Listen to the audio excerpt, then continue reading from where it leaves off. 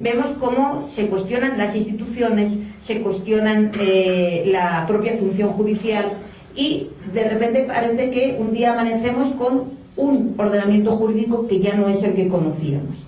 Y esta utilización del derecho como arma o este desconocimiento del Estado de Derecho que conlleva también la utilización del derecho como arma tiene un nombre.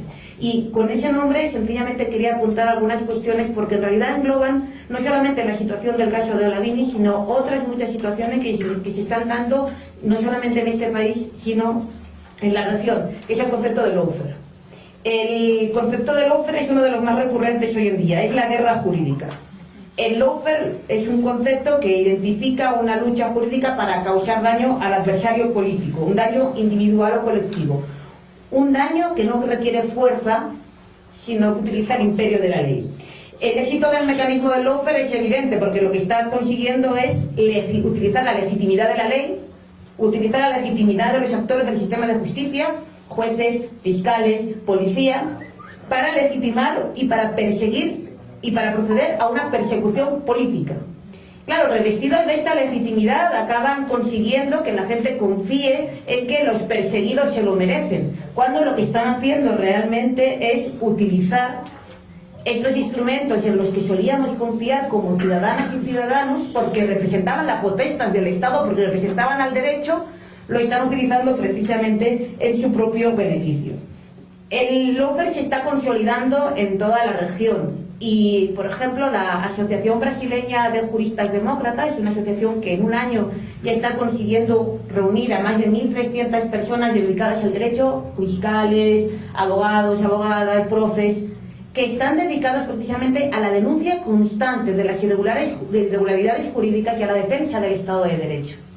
De hecho, los abogados de esta asociación no solamente están vinculados al caso de la defensa de Lula, sino a otros muchos casos en los cuales el derecho está utilizando contra las mayorías sociales. Porque además, mientras nosotras, abogadas, intentamos defender, en este caso a Ola, ¿a quién nos enfrentamos? Estamos enfrentando al Estado con toda su maquinaria, a los abogados del Estado, a la policía, a una ministra X que está empeñada en situar en medios de comunicación falsedad tras falsedad, a los medios de comunicación. ¿Y con qué contamos? Bueno, yo creo que también podríamos hablar de eso a lo largo de las intervenciones de los compañeros y las suyas, porque en momentos como este la solidaridad, la unidad, las estrategias combinadas entre colectivos, juristas, academia, abogados es más importante que nunca.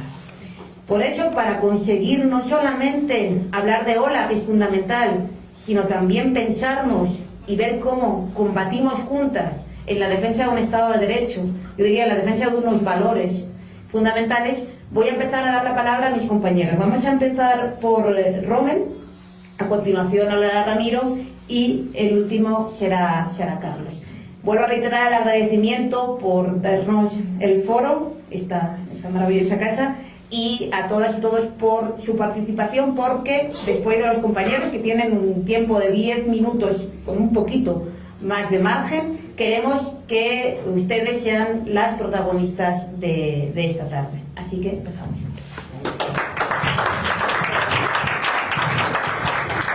Buenas tardes con todos, con todas. Javier, muchas gracias por invitarme a esta casa. Siempre un placer venir. Ramiro, adoración, Carlos, un placer con ustedes, un placer estar también con ustedes. Miren, para mí el caso de Olavini es un caso que permite mostrar qué tan consolidado o qué tan debilitado está el Estado de Derecho, esta noción a la que nos referimos constantemente y que no necesariamente sabemos qué características esenciales tiene. El caso de Olavini permite poner a prueba las características que hacen reconocible a un Estado de Derecho y que permiten cualificarlo. Este es un buen Estado de Derecho, este es un Estado de Derecho de mediano alcance, este es un Estado de Derecho casi inexistente o agotado, o frustrado, o fallido. Bien, desde esa perspectiva, el caso, para decirlo en términos muy sencillos, es el caso de una persona que es detenida sin orden legítima de privación de libertad, sin explicarle cuál es el cargo que formulan en su contra, sin leerle de manera adecuada sus derechos, y en el procesamiento se ordena de manera injustificada una privación preventiva de libertad. Finalmente, una parte del Estado de Derecho reacciona y se aplica un habeas corpus que permite la salida de esta persona, reconociéndose, yo diría, aunque no expresamente, de facto casi, que el Estado ha actuado inadecuadamente en la privación de libertad de una persona contra la que no se ha formulado cargos. ¿Esto es inusual en el Ecuador? La verdad es que no. Entre las cosas que quisiera contarles es que hace varios años yo fui el primer secretario ejecutivo de la Comisión de la Verdad e investigábamos graves violaciones de derechos humanos. Sí, aprehensiones ilegales, privaciones de libertad prolongadas en lugares que no eran centros de detención autorizados, tortura, violaciones sexuales me refiero, e incluso ejecuciones extrajudiciales. Esto era lo que en los años 80 hasta 2007 más o menos caracterizaba la acción violenta del Estado. Los agentes del Estado, que no entendían cuál era su misión ni su poder, volcaban sus ínfulas, su autoritarismo, su forma de entender el poder de esta manera brutal, agrediendo el cuerpo, agrediendo la libertad, agrediendo la vida. Pero las tecnologías de la información y comunicación, la forma en que se hace la comunicación social, la forma en que el mundo se entera de las cosas que suceden en lo público ahora, ha sofisticado de alguna manera los mecanismos de persecución al adversario.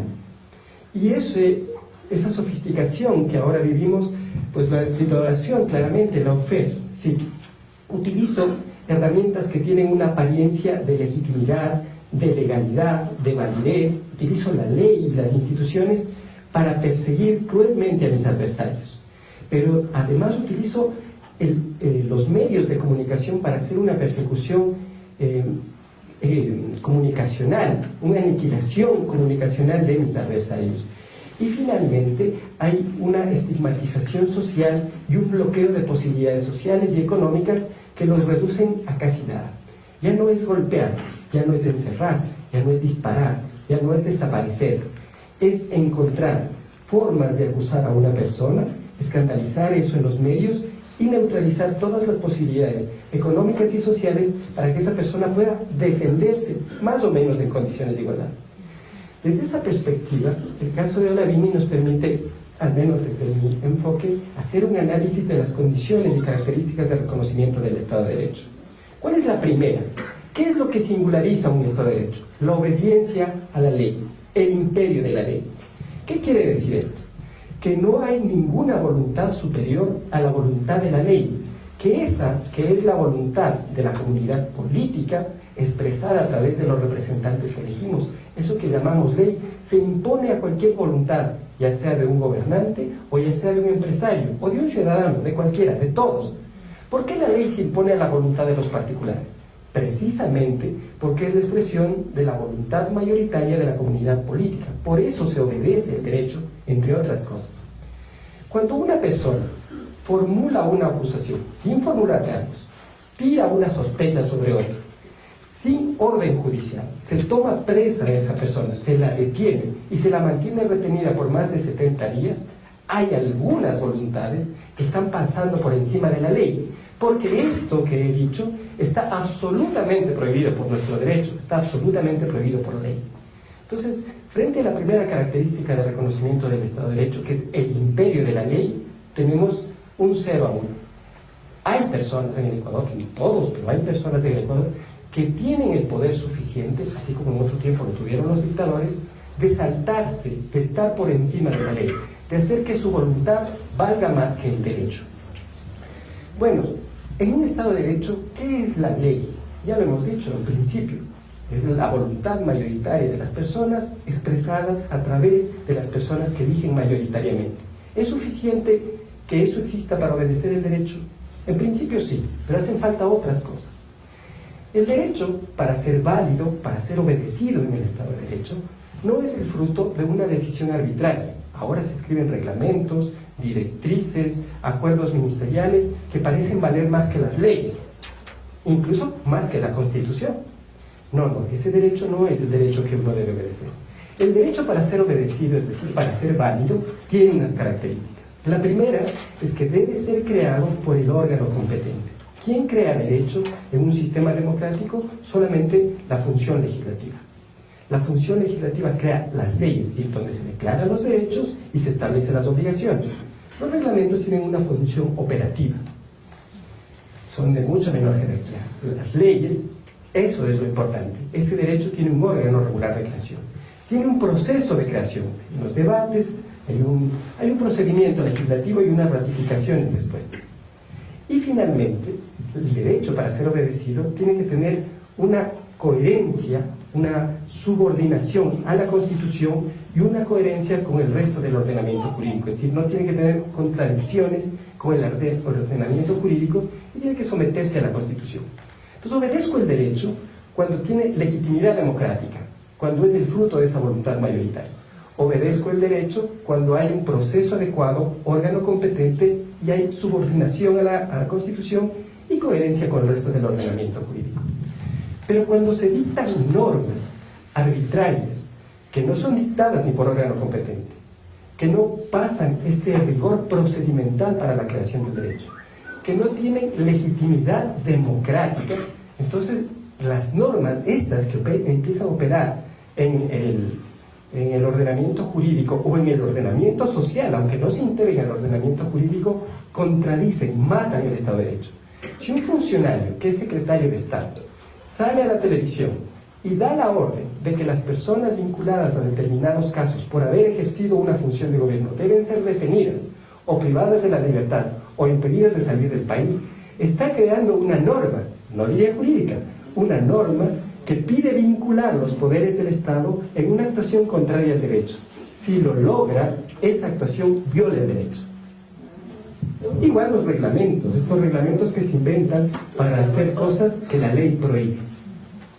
Bien, creo que en el caso de Olavini se han invocado una serie de supuestas normas jurídicas que permitirían de alguna manera extraña, para mí poco explicable, crear para una persona inocente esta privación arbitraria de la libertad y mantener privado de la libertad a esta persona por más de 70 días.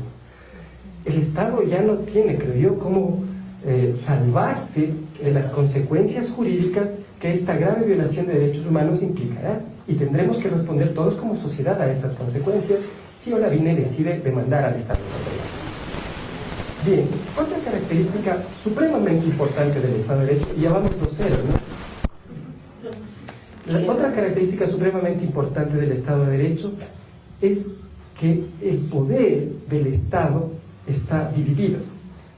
Está dividido y se ejerce recíprocos controles para garantizar el funcionamiento democrático del poder del Estado. Eso es lo que en Estados Unidos se llama checks and balances, ¿no es cierto? Pesos y contrapesos, división de poderes y recíproco control, e independencia de cada función.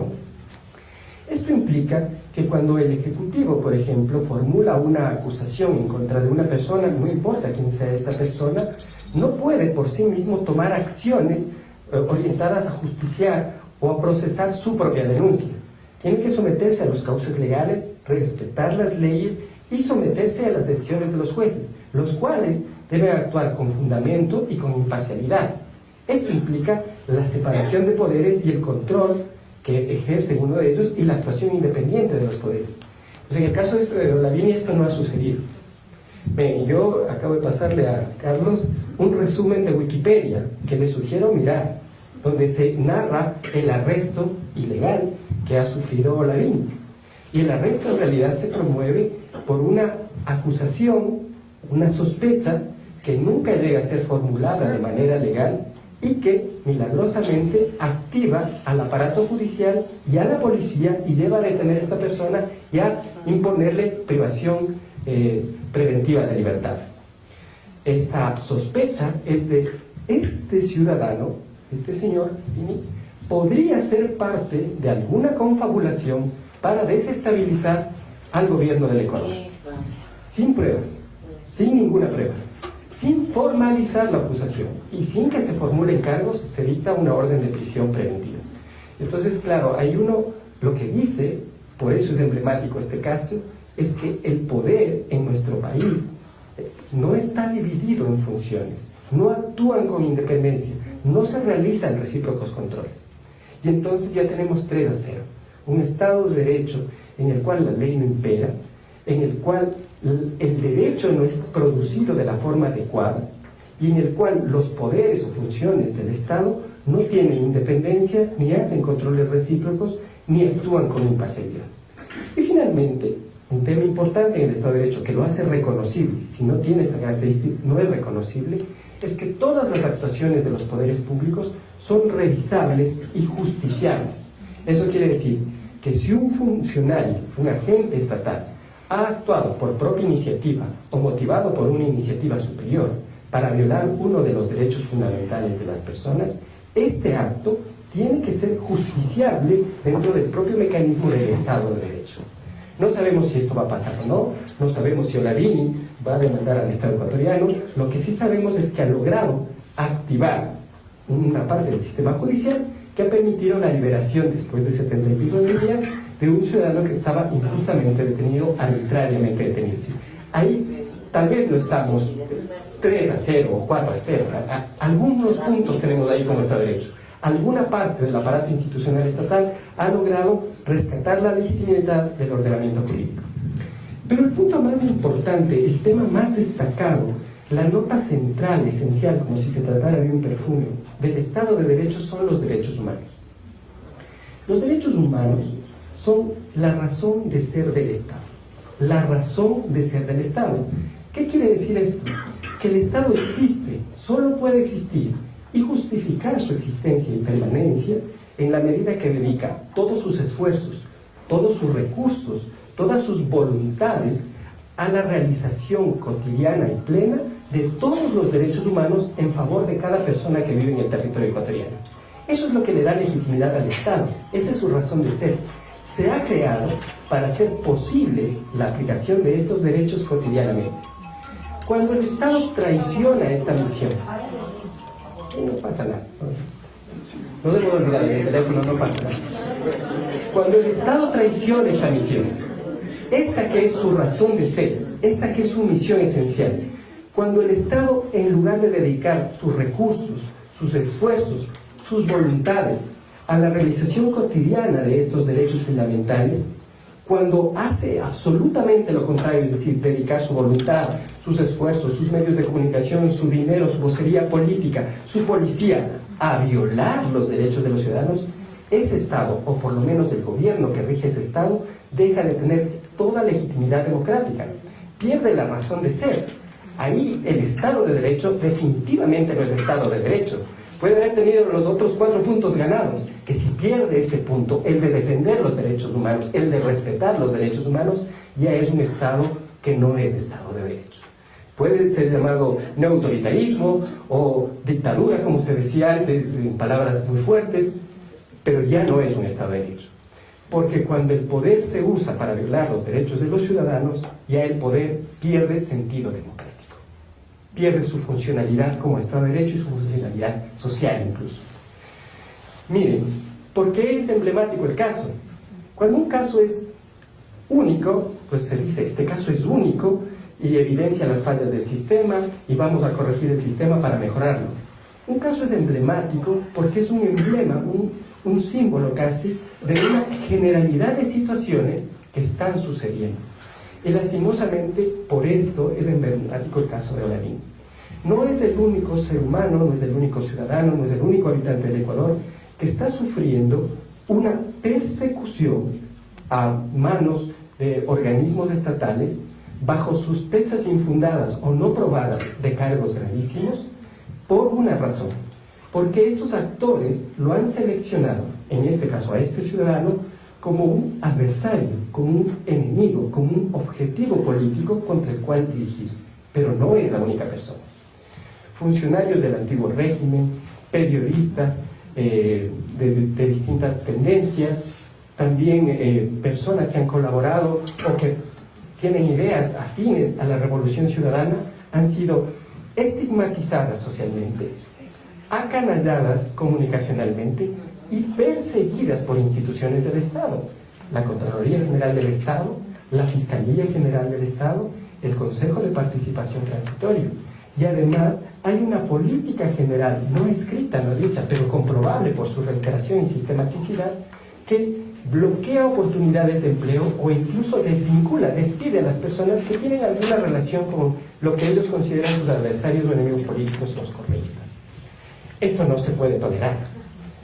Por eso es importante el caso de Olavini, desde la perspectiva de los derechos humanos y la lucha contra la persecución por razones políticas, porque nos permite mostrar hasta dónde está llegando el Estado, utilizando mecanismos sutiles, estilizados. Como había dicho antes, ya no es el burdo garrote o el aprisionamiento y el encarcelamiento en un espacio clandestino. Ahora es el lawfare, es el derecho, o más bien dicho, la estrategia de persecución vestida, maquillada de derecho, con la cual se cerca, se anula, se liquida política y socialmente a los que se consideran adversarios. Con un agravante. Miren, hombre, una frase más. El agravante es este. No solo es del gobierno. En nuestro país hay alrededor del 25% de personas que creen que las ideas de la Revolución Ciudadana son sus ideas. Y está bien, tienen derecho. Y hay un 75% de personas que piensan otras cosas, divididas en muchas facciones, muchos pedacitos. Todos tenemos derecho a pensar lo que queramos. No podemos ser perseguidos por eso. Pero cuando ese 75% o una facción importante de ese 75% cree que los correístas deben ser eliminados realmente, físicamente, o políticamente, o socialmente, solo por el hecho de ser correístas, vivimos una cultura de la persecución antidemocrática, no solamente radicada en estos actores del gobierno, sino en estos actores sociales. Y creo que es una responsabilidad de los juristas, de los profesores de derechos humanos, de los activistas de derechos humanos, pacificar las cosas, recuperar el Estado de Derecho, el sentido democrático de la diversidad. Está bien que unos sean correístas, está bien que otros sean socialcristianos, está bien que otros sean mepedistas o lo que quieran ser y pensar como quieran pensar. No es posible que por las ideas que cada uno promueve sea perseguido de ninguna forma, y menos de estas formas de poder. Muchas gracias. Buenas noches, un gusto estar aquí con distinguidos compañeros de panel. Gracias, Javier, por la invitación. A ver, yo creo que el derecho está creado para limitar el poder del Estado. Y esta ha sido una lucha histórica, además, o sea, no es que el problema sea de hoy. Lo que sorprende es que todavía siga siendo el problema. En la Facultad de Derecho, un libro clásico que es de los delitos y de las penas de Beccaria, lo que te pone en evidencia en el siglo XVIII es lo burdo de las acusaciones sin pruebas, la tortura como un instrumento para llegar a la verdad y la posibilidad evidente de que cualquier persona sometida a tortura termine diciendo: mira, yo soy culpable, lo que tú quieras que sea culpable, pero deja de torturar. Han pasado 2 siglos, más de 200 años, y hoy todavía se discute, y todavía se discute además teóricamente, si es que el Estado tiene el legítimo derecho a torturar para obtener la verdad a fin de evitar un acto terrorista. Y se discute, además hay manuales, ¿no?, de hasta dónde puedes agredir físicamente a una persona sin que eso se considere una tortura y te vuelva un tipo de medioevo. Y yo creo que el tema de Olavini hay que leerlo dentro de ese escenario. Es decir, ¿por qué salta el problema de Olavini? ¿Por qué? Porque el Ecuador previamente tuvo una posición absolutamente indigna en el escenario, en el contexto del derecho internacional, al revocarle el asilo a Julián Assange, al permitirle que sea sacado en andas de la Embajada del Ecuador. Entonces, independientemente de que hayamos estado o no de acuerdo, muchos años atrás, de que si debía o no concederse el asilo, de hecho es que se lo concedió. Y el asilo es casi sagrado, ¿no? Es decir, tiene además un antecedente histórico que es en acogerse al amparo de un sitio específico. Y claro, era impresentable el hecho de que el Ecuador haya roto su palabra en el contexto internacional. Y porque hubo una reacción inmediata en función del riesgo que Assange termina corriendo después de que se le revoque el asilo, y que el tiempo dio la razón a quienes lo anunciaban. Es decir, mire, si a usted le revoque el asilo a Assange, los Estados Unidos le van a reclamar en extradición y puede haber un peligro de que sea sometido, entre otras cosas, a la pena de muerte o a una muy larga condena. Y el Ecuador, cuando revoque el asilo, más allá de lo folclórico del presidente, de decir que un hombre que está 7 años encerrado en un espacio muy corto termina degradándose emocionalmente, el folclorismo grotesco del presidente Moreno y su alusión al hecho de tener las paredes manchadas, etc., no fue suficiente como para que la comunidad internacional diga, ok, es presentable este acto, y entonces sale el tema de Olavide como un supuesto gran hacker, como un supuesto aliado de Julian Assange, que ponía en riesgo no solamente la estabilidad del Estado ecuatoriano, sino el orden mundial. Ese es el escenario en el que hay que leer el caso. Y desde luego viene ya el tema jurídico propiamente dicho, en donde también sorprende que se sigan cometiendo los mismos errores, a pesar de que en innumerables ocasiones la Corte Interamericana de Derechos Humanos le ha dicho al Ecuador, ha dicho al sistema interamericano en general, pero particularmente al Ecuador, le ha dicho, mire señor, no use la prisión preventiva, trate de usarla solo en ocasiones muy, muy particulares donde sea evidente algunas cosas.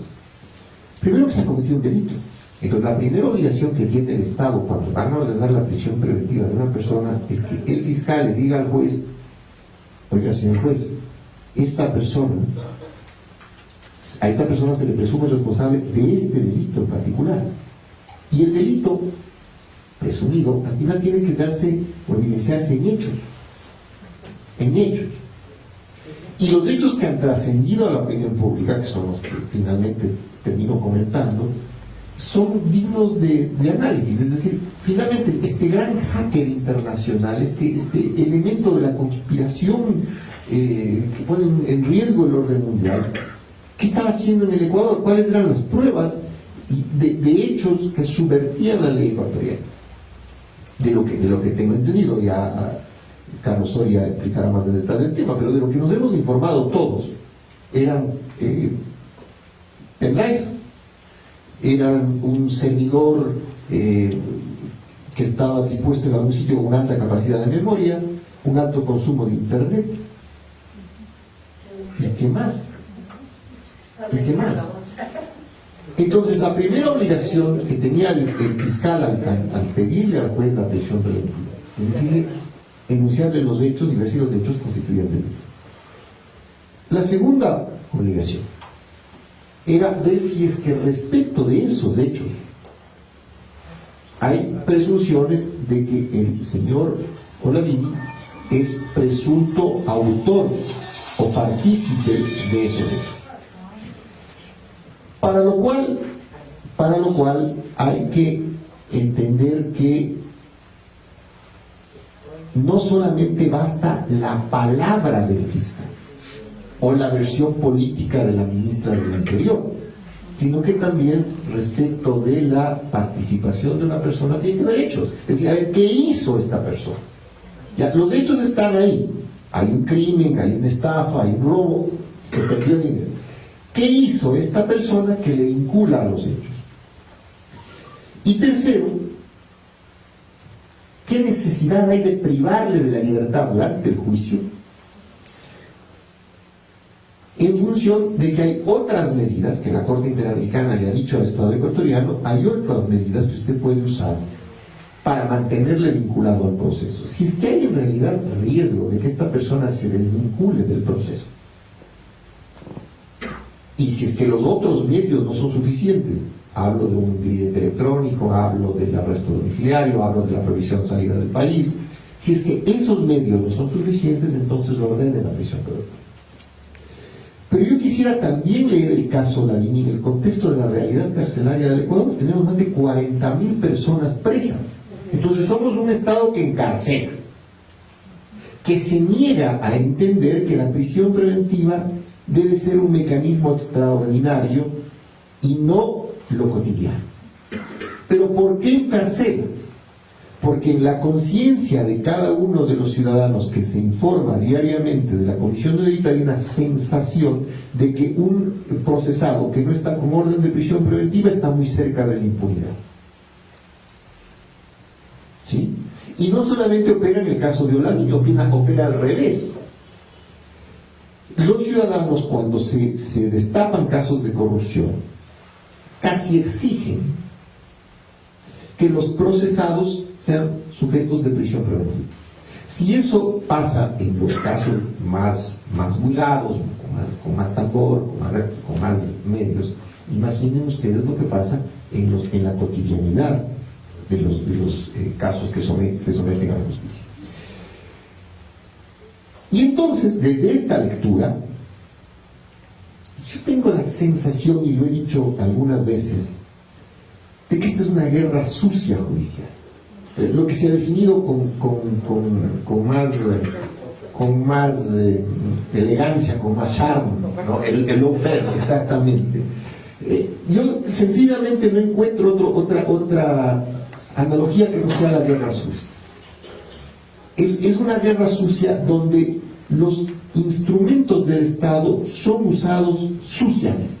El juicio, que debería ser algo limpio, tan orgánicamente sencillo como esto de hechos, pruebas, vinculación, la posibilidad de que usted se defienda en libertad, y si no hay cómo, porque usted puede fugarse, obviamente si es un terrorista peligroso, a lo mejor no es suficiente el reidete, o si es un delincuente violento, un asesino en serie, si usted le deja libre hay una altísima posibilidad de que esta persona vuelva a causar daño. Pero esta guerra sucia ya se dio en América Latina. Y yo suelo tener analogías históricas porque lamentablemente en el mundo nada es nuevo bajo el sol, ¿no? No soy particularmente religioso, pero es una frase que me gusta mucho del libro de Eclesiastes. Nada es nuevo bajo el sol. En la Argentina, en 1976, cuando venía el declive del gobierno de Isabel Perón, hubo una especie de complot de la sociedad para deslegitimar el gobierno de Isabel Perón, para desde los medios grandes de comunicación en Argentina olvidarse de que habían desaparecidos, de que había tortura, de que había una gran corrupción en el Estado, la famosa AAA, López Rega, etc. Y claro, cuando se da el golpe en la Argentina y los militares hicieron un trabajo sucio, es decir, que se crearon entes paramilitares, que entraban a las casas, se desaparecían militantes de montoneros, a sus familiares, se robaban niños, a la comunidad judía la extorsionaban, había empresarios que fueron extorsionados, etc. Es decir, sucio completamente. Los grandes medios de comunicación en la Argentina informaban otra cosa. Sencillamente desaparecieron lo que Javier Lasso acaba de mencionar con una frase que se la tomo prestada, este apagón mediático. Lo que no está en el foco de los medios de comunicación simplemente se apaga y no se ve. En ese escenario es tremendamente grave lo que está pasando en el Ecuador y lo que como caso emblemático representa el tema de Olavi, que es casi kafkiano, ¿no? Es decir, una persona que llega al aeropuerto y dicen, ¿usted es ruso? No soy ruso. Entonces espérenos un ratito. Porque estábamos buscando un ruso. Olavi dice, bueno, les espero. Regresa el mismo llanto. ¿Usted es suizo? No soy suizo. Espérenos otro ratito. ¿Sí? Bueno, tengo que esperar al avión, espero, ¿no? Ah, usted ha sido sueco. Sí, soy sueco. A la cárcel. Entonces, es una cosa kafkiana. Y después no le explican por qué está preso, que es lo fundamental, lo básico, ¿no? Decir, a ver, señor, hay una orden de detención de un juez X por esta razón.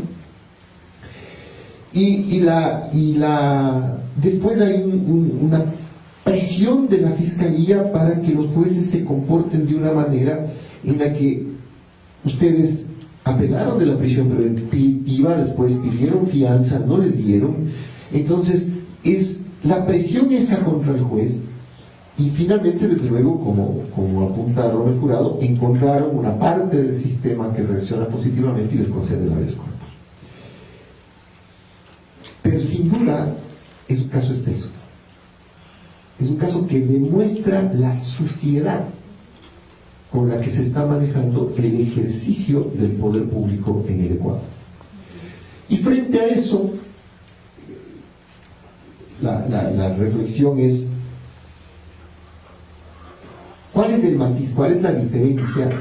Obviamente, más allá de la violencia, yo creo que el hecho de que te encarcelen injusta e ilegalmente ya es un acto de violencia, y es un acto de violencia contra ti. No necesitan torturarte, te están privando de la libertad y no te están dando una explicación y te están negando los recursos judiciales a los que legítimamente tienes derecho.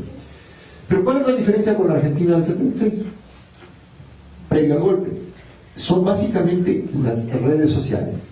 Es decir, si en la Argentina del 76 habría habido redes sociales, yo podía haber hecho circular la foto de mi pariente desaparecido, o haber denunciado una irrupción en un sindicato, una irrupción en una villa, etc.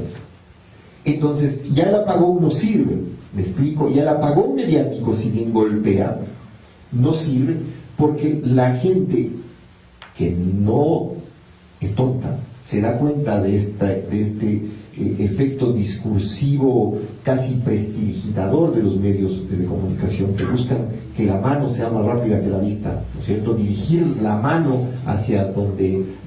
vista hacia donde va la mano para que no descubran el truco de magia que hay atrás. El efecto desaparece en el momento en el que hay una presión de la gente a través de las redes sociales que no puede ser ignorada, porque es una presión política. Y si el gobierno quería lavarse la cara por el tema de Assange, terminó embarrando más el tema al haber detenido a un ciudadano sueco en el Ecuador. Entonces, mi reflexión final es esta. Creo que espacios como este, donde se discute de una manera abstracta este tipo de circunstancias, nos lavan un poco. Dentro de una guerra sucia que se está dando en el Ecuador, en donde el instrumento de la guerra sucia no es, como era antes, bien lo ha dicho Robert Jurado, la agresión física, sino la actuación visceral y arbitraria de la Fiscalía y de la función judicial presionada por la Fiscalía.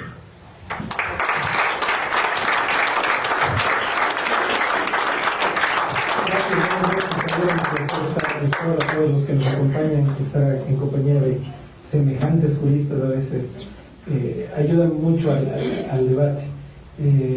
Ramiro, el doctor Ramiro, profesor mío incluso en la universidad en algún momento, y es bueno alimentar este tipo de debates para esclarecer las cosas que pasan. Antes que nada quisiera presentar las disculpas del caso por Ola. Lamentablemente hubo un fallo de información, como les había dicho Javier. Los padres vinieron una vez que conocieron el tema de su libertad y han decidido tomarse unos días, y parece que las fechas no nos ayudaron mucho, pero les mando un gran abrazo y espero poder estar en un próximo foro que se habilite correctamente. El caso Lavini para mí es, y lo llamo caso Lavini porque puede ser el caso Carlos Soria, el caso Ramiro, el caso Conservación, el caso cualquiera. El tema es que se logró precisamente establecer este rompimiento del cerco mediático precisamente por las redes sociales. Y esto ayudó gracias a que la sociedad ecuatoriana pudo entender la razón del por qué se estaba peleando por esto. Para mí el caso Lavini es el perfeccionamiento del derecho penal del enemigo de Gunther Chaco, que en el 85 establecía precisamente en Alemania que el tema de tipificar delitos se debía a lo que la sociedad necesitaba como venganza para poderlo hacer. Para mí es un perfeccionamiento. Entonces el derecho penal del enemigo perfeccionado se llama lawfare. ¿Qué pasa con Ola Vini? Ola Vini, un ciudadano sueco, no ruso, no suizo. Y parece anecdótico y hasta chistoso lo que nos acaba de decir Ramiro, pero fue así. En la misma orden de retención del fiscal se establecía en el primer párrafo que era ruso y en el segundo párrafo de nacionalidad suiza. Y terminan arrestando a un sueco. Y la justificación de la policía es que no pudimos ver el pasaporte. Pero por Dios, si no puedes ver el pasaporte, solo míralo y sabes que dice el sueco. Pero como algunos policías tal vez se confundieron entre sueco y suizo, no sabemos. Las violaciones sistemáticas de los derechos de Ola pasan desde el momento preciso de su detención. Cuando él está en la fila para abordar un avión, habiendo pasado todos los controles, y simplemente se lo detiene, no se le leen sus derechos en su idioma materno, como es lo que dice la Constitución. No existía en ese momento una persona responsable que le diga, bueno, te estamos deteniendo en base a la orden de quién y por qué, que son tus derechos, y el derecho fundamental de cualquier persona que se encuentra en esta posición: tener a tu abogado presente, o que se te lo haya, te hayan hecho conocer que tienes la obligación y tienes el derecho de tener a tu abogado. Él tiene la primera entrevista con su abogado al día siguiente a las 10:30 de la mañana, bajo la amenaza de que si es que no firmaba la hoja de lectura de derechos, no tenía derecho a un abogado. Esas son las concordantes justificaciones que empezamos pues a dar con ayuda. Lamentablemente, y digo lamentablemente, soy yo que estoy sentado aquí, pero atrás de Carlos Soria existe un equipo de profesionales de altísimo nivel que han sido los que han colaborado para que en este momento el caso esté aquí. Dos de ellos nos acompañan esta noche. Pero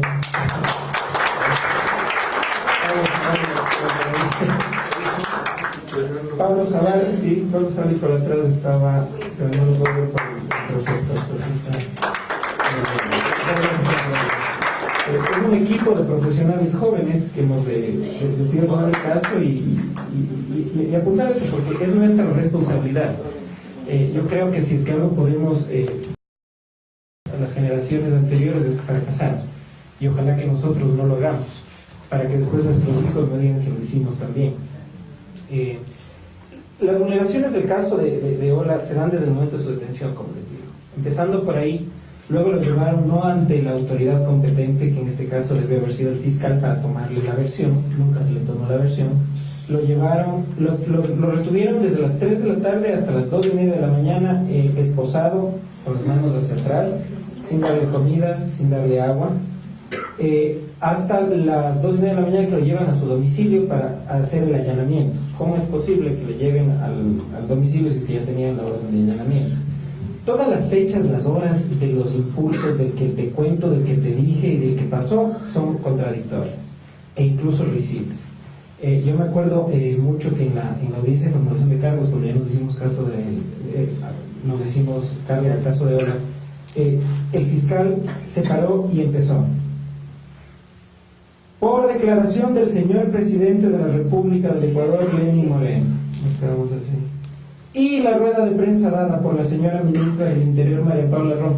Esos fueron sus elementos de cargo. Para la formulación. Está en el audio. Y es más, exacto. Declaraciones políticas sirvieron para justificar la solicitud de una prisión preventiva. Y cuando se acabó la audiencia, o sea, nosotros nos quedamos mirando al juez y diciendo, ¿cómo puedes hacer esto? O sea, ¿cómo en base a una declaración política? Y el juez lamentablemente solo se encogió de brazos y fue como no puedo hacer más, no podía hacer más. Entonces fueron sistemáticas violaciones, como les digo, el tema del idioma, el tema de que además la Constitución nos exige que cuando es un ciudadano extranjero se dé inmediato aviso a la embajada o consulado de donde es nacional. Esto dio al día siguiente a las 6 de la mañana, y para el juez inmediatamente quiere decir que no haya perdido la continuidad. Aunque le hayan cogido a las 3 de la tarde, estuvo bien que le hayan avisado al consulado a las 7 de la mañana. Eso no es, bajo ningún concepto es posible. Muchas personas dicen que fuimos teniendo derrotas dentro del proceso, y que para mí no fueron derrotas, sino que fueron alicientes para lo que pasó después. En el habeas corpus, la sentencia del habeas corpus, se determinó precisamente las violaciones que se hicieron. Y es más, el tribunal en voto de mayoría estableció que esas violaciones afectaron no solo los derechos humanos de Ola, sino del conglomerado social que se debe a una constitución. Y fue más allá. Y es por eso que nosotros el día de ayer presentamos una denuncia de prevaricato en contra de la jueza de instrucción. Porque la jueza no podía haber negado el derecho de Ola a tener una caución o fianza. No estaba dentro de ninguna de las causales de inadmisión. Y la jueza se inventó, y esto es lo más risible de todo, y nuevamente está en el audio y está en la sentencia por escrito, que ya que el fiscal no ha encontrado una víctima de lo que supuestamente hizo, ella no puede establecer un monto para la fianza. Es decir, que como el fiscal no hizo su trabajo y no encontró nada, no tiene víctima, ella no puede dar una fianza. Y fue así, o sea, fue así de descarado, o sea, fue algo terriblemente mal. Y eso, señores, se llama prevaricato. Porque si tú fallas en contra de ley expresa, eso es prevaricato aquí en cualquier lado del mundo. Y es por eso la decisión que nosotros tomamos de manera responsable de denunciarle a la jueza. Porque no podemos permitir como sociedad que estos atropellos se sigan dando. Ni un perseguido más, ni antes, ni ahora, ni después. Nunca.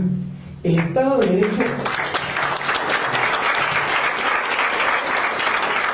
El Estado de Derecho debe primar, y concuerdo completamente con mis contertulios, el Estado de Derecho es quien limita el poder político. Y es la última base, la última razón a donde uno puede acudir para establecer esto. ¿Qué pasó con Ola en la cárcel? Eso es algo muy importante que me gustaría conversar. Él, un ciudadano pues, de otro lado del mundo, de algunos dirían del primer mundo, se dedicó a leer y a escribir. Él estuvo preso 71 días y se leyó 75 libros en esos días. Por el tema del idioma también, y además por el tema de que es una persona preparada. Otra de las cosas visibles, no sé si te acuerdas, Pablo, fue el tema que el fiscal dijo: es tan peligroso el señor Olavini porque lee mucho. Porque y una persona con una preparación de ese nivel puede hacer cualquier cosa. Entonces necesita estar encerrado. Y usaron como elementos de cargo para pedir la prisión preventiva libros en la casa del que él tenía.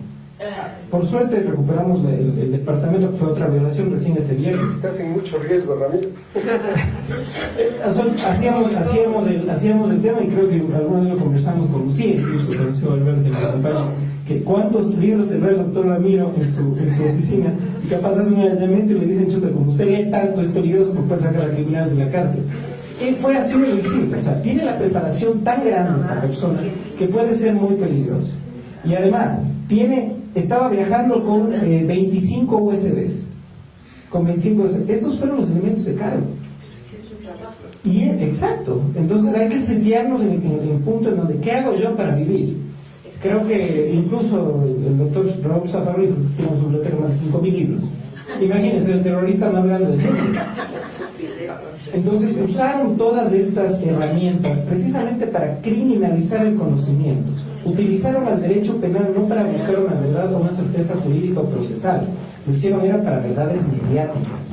Acordémonos que la señora ministra del Interior dijo que habían 2 rusos y un ciudadano, que no dijo la nacionalidad, que eran cercanos a Julian Assange. Hasta el día de hoy en el expediente no son los rusos, pero le vincularon a otro pobre ecuatoriano que tuvo la mala suerte de haber conocido a Olavini y haber fundado un centro de autonomía de desarrollo digital para acercar la tecnología sin tener que pagar.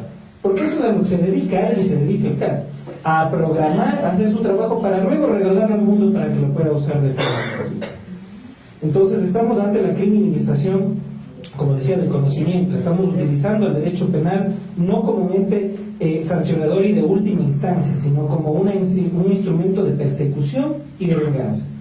Pero afortunadamente todavía hay jueces probos que fueron, por ejemplo, los que concedieron el habeas corpus. Y esos jueces tienen mucho miedo, tienen muchísimo miedo.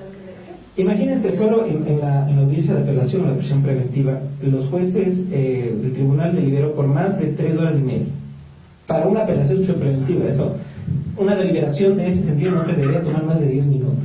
3 horas y media metidos en un cuarto en donde entraban y salían diferentes, nosotros creemos que funcionarios, hasta que la única jueza, que fue la que votó a nuestro favor, digamos, salió completamente descompuesta, se sentó en el tribunal y dijo: yo no puedo tolerar esto. Y claro, vinieron ya con... Y después nos enteramos, por muy buena fuente y además nos consta, que esas 3 horas y media fueron para inducirle a ella a que tenía que unirse al voto de mayoría. Entonces, personas como esas que estén en la administración de justicia realmente nos dan un incentivo de que hay personas, todavía hay jueces, que realmente cumplen con la ley y que no se dejan influenciar. Imagínense lo que es, esto ya es un comentario muy personal, que un contralor de la República esté en una rueda de prensa solicitando sanción a jueces de la Corte Nacional. La desinstitucionalización del país empieza cuando tratas precisamente de meterte en algo que no debes. Eso es lo que hay que tener cuidado. Me gustaría mucho hablar del tema de las condiciones de Ola. Él estuvo en una celda que estaba destinada para una persona con un catre. Ustedes saben que no es que tienen camas en las celdas, es un catre, con 9 personas a la vez en una celda de 2x2. Entonces, durmió en el piso, sentado en un cartón. Tenían 4 baños, de los cuales solamente 2 servían, pero para un bloque de celdas que tenían casi 90 personas. Entonces son condiciones inhumanas. Y esto ha salido a la luz, y estamos hablando del caso de Lola Vini, porque fue mediático, porque es mediático y no se ha acabado, porque ya nos tenemos 30 días más incluso de instrucción fiscal, que según el fiscal dice encontró nuevos elementos. Nosotros hasta ahora ni siquiera hemos visto los anteriores, pero los nuevos elementos lo único que hicieron es ampliar el plazo de la instrucción fiscal. Y lo sometieron a una... Imagínense, ni siquiera tenían bombillos. Él para leer tenía que aprovechar la luz que tenían al exterior. Y eso es una realidad que le pasó a él, pero esto es una realidad que sigue pasando absolutamente a todas las personas que tal vez no tienen un foro como este o una voz como esta para expresarse. Por eso yo decía, el caso Lavín es simplemente un título, debe ser el caso de la realidad carcelaria en Ecuador y del abuso de la prisión preventiva. Ya en el 2016, no me acuerdo si fue el doctor Pazmiño, pero hablaban del tema de la abuso de la prisión preventiva y cómo la prisión preventiva ha ido haciendo que se incrementen los presos en el Ecuador. No me acuerdo la cifra exacta, pero del 100% de las personas que están privadas de la libertad, un alto porcentaje es precisamente por prisión preventiva. Y lo más chistoso de todo esto es que los jueces argumentaban que la prisión preventiva no es un adelanto de pena, y citaban las sentencias en donde el Ecuador fue parte, pero citaban la parte solamente que les convenía. Pero de todos los casos de la Corte Interamericana, todos han sido en sanción para el Ecuador, que únicamente se justificaría la prisión preventiva cuando no sea un adelanto de pena, si es que es realmente necesaria, oportuna, proporcional, etc. Los jueces la citaban, pero no citaban el resultado, porque nos condenaban a nosotros a eso. Este caso tiene que ser conocido a nivel nacional, tiene que ser tratado en estos debates, y más que nada, y lo más importante, tiene que ser un temporizador del tiempo, porque no quiero que me llamen la atención. Y yo quisiera solo dejar esto como último punto, es que toda la sociedad, cuando tiene la oportunidad de hacer lo correcto y no lo hace, se convierte en parte precisamente del problema. Independientemente del área en el que estemos, nosotros como juristas haremos lo que tengamos que hacer, cobraremos, no cobraremos, ese es un espacio. Pero la sociedad es la que pone las directrices para que se den o se paren esos abusos. Y yo quisiera decirles que es eso, que es hora de que la sociedad ponga sus límites y exija de las instituciones y de los gobiernos lo que tiene que ser exigido, desde el respeto y respeto a la funcionalidad de cada una de las funciones del Estado, sin intromisión de ningún tipo, y nunca utilizar jamás, ni antes, ni ahora, ni después, a la justicia como un instrumento de venganza. Eso es todo. Gracias.